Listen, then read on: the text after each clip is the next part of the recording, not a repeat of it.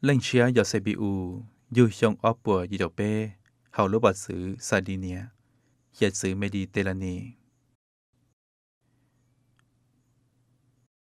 Tỏ cá dù CPU gì, tôi ua tì khởi ta, nên nhẹ cho nữ là hiện xứ, mùi nhỏ hầu tuần tránh lo mà.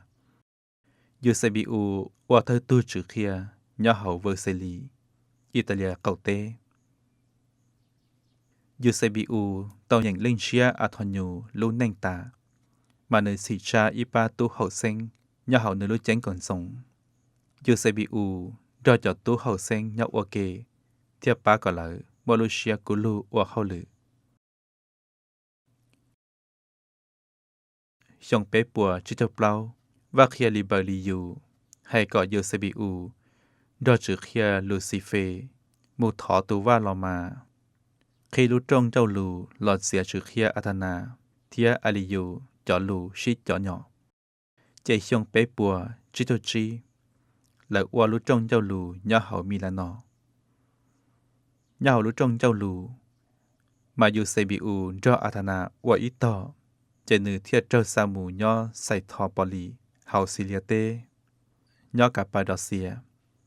Theo cả chơi cơ, do nhỏ hậu tìm bề, hay người tỏ tê.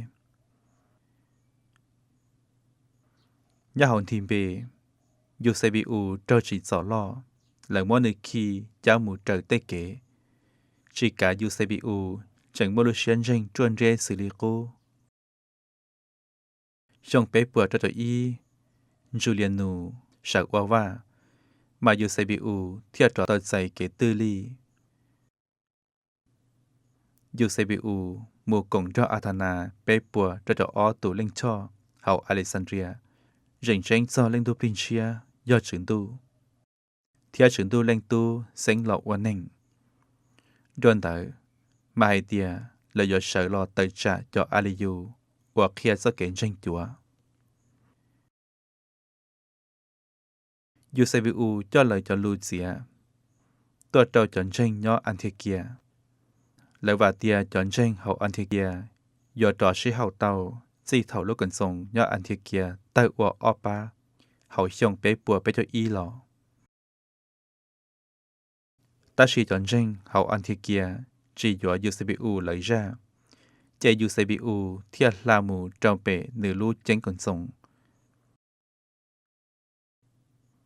Nhớ Vercelli, CPU tàu ua tù thơ, tờ trả cho Aliyu, một giao thầu nữ tua, do xong bế bùa xa chậu.